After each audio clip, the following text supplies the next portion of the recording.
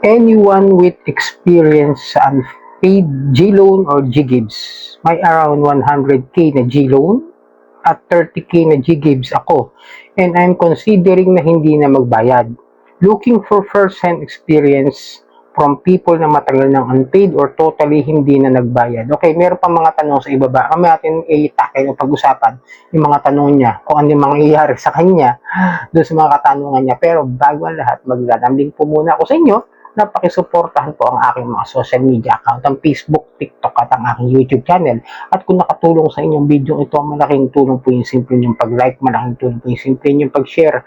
At para updated sa mga usapang online nga, pakihit lang po ang notification bell. Disclaimer, hindi po ako nanghihikayat na mangutang kayo dito sa mga online lending app. Ako po ay nagbibigay lamang po ng payo, gabay at patnubay kung paano yung haharapin ang mga suliranin na ginagawang paglabag sa abusive and fair debt collection practices ng mga online app. At hindi rin po ako nangungonsinti na huwag magbayad ng utang. At ako po ay hindi abogado. Ako po ay simpleng mamamayan na kagaya ninyo. Nagre-report down din po ng mga abusive and fair debt collection practices ng mga online lending apps. Okay, simulan natin pag-usapan yung problema niyang sobrang laki. Lalo na dito kay J-Loan at G-Gives. Dalawa pa yan, no? Under ng GCash at yung may hawak sa kanila, yung lending company o financing company, syempre si Fuse Financing na SEC registered at nasa list of recorded online lending platform. Okay? Malinaw ha? Tapos submitting entities, then accessing entities. Medyo magkaka-issue ka talaga kapag hindi ka nakapagbayad dito, no, sa iyong credit record o sa iyong credit score sa Credit Information Corporation. Kaya medyo pag-isipan nyo maigi pag ganito kalaki yung mga utang ninyo sa mga ganito klaseng mga legit na mga online loan apps o mga online lending platform. Okay? Balikan natin, no?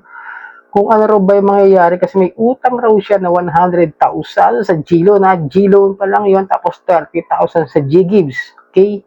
Tapos gusto niya magtanong doon sa mga merong utang din na hindi nakapagbayad o hindi na talaga totally nagbayad. Ito una, gaano katagal kayong unpaid? Eps, wala po akong ganyang klaseng kalaking utang sa G-loan, pero meron ako naging utang na halagang 1.5. Okay, linawin ko lang pa. Based on my experience na lang po ito. May utang ako 1.5 na umabot ng halos 2 years na hindi nabayaran. Okay, ganun po. Pero mamaya natin talakayin dahil nandun sa mga susunod na usapan yung aking magiging sagot dyan. Meron ako naging 1.5 na naging utang na almost 2 years hindi ko nabayaran.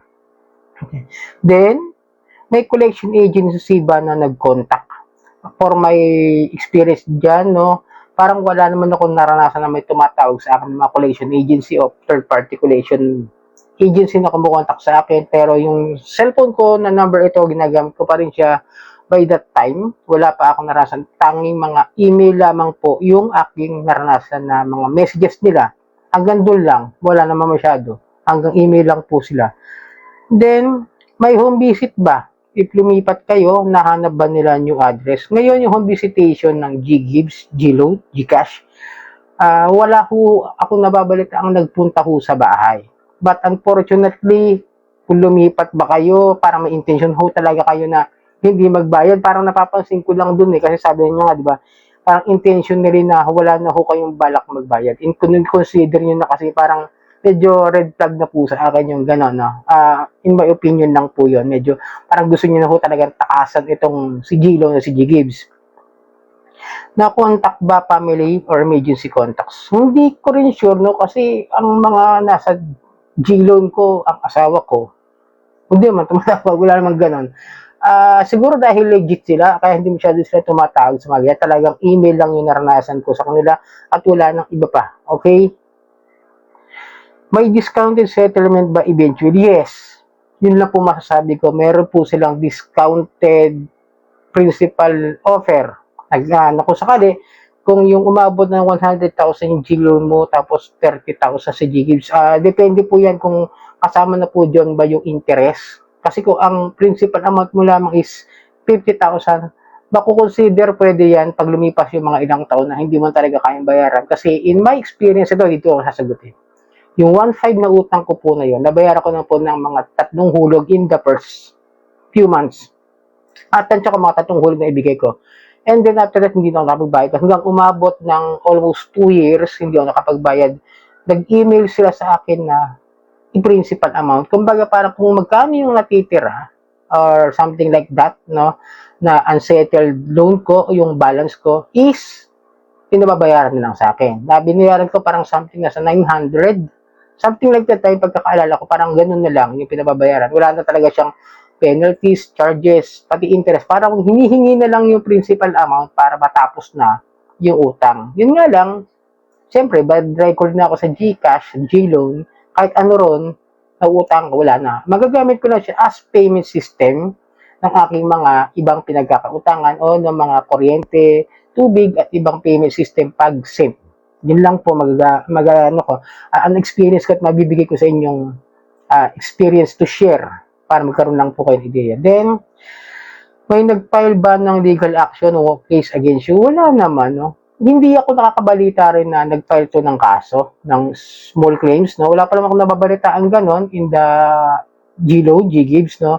Unlike home credit, talaga nababalitaan ako nagpa-file ng kaso yan. Ano? Pero, hanggat maaari, huwag nyo na ho sana paabutin. Pero kung hindi nyo talaga kayang bayaran, harapin nyo na lang ho kung sakasakali na sampahan kayo ng kaso ng small claims na itong si Fuse Financing ng GCash at GLoan. Okay? May demand letter, court summons, or hearing ba? Demand letter, once may nakita ko pa utay-utay, ibig sabihin isolated case, may nakita kong demand letter na pinupost sa mga all victims community. May napapansin ako, di ko lang na-screenshot kasi I'm not sure about that, pero yun lang napapansin ko. Pwede, kasi posible naman po talaga sila magpadala ng demand letter sa atin, pero yung mga court summons or hearing, wala po ako naririnig nagsampan ng kaso ng small claims itong si GCash GLoan. Okay?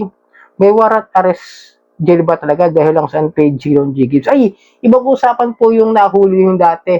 Yung na warrant of arrest na nag-viral. Ibang usapan po yun kasi yun po mayroong something na mga illegal transaction kaya nangyari na istapa. Ginamit yung SIM card niya, binenta niya, kaya doon pinagtatransaksyon yung mga illegal transaction, kaya nagkaroon ng hulihan doon sa tao na nag-viral. Pero hindi po yan nakukulong dahil sa utang.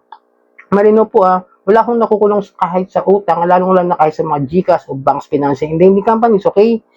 For those who never paid at all, ano-ano nangyari sa account? Ay, hindi ko ho alam kung ano nangyari. Pero mangyari sa account niya, malamang freeze or magkakaroon lang talaga kayo ng bad credit history o bad credit score sa CIC. At pagiging bad record talaga kayo dito sa GCash. At malamang medyo kung magkataon talaga kung magsasampa sila ng kaso dahil nga sa utang ninyo, possible pa rin naman po. Kaya medyo mag-ingat kayo, no? Huwag kayong pasok sa utang.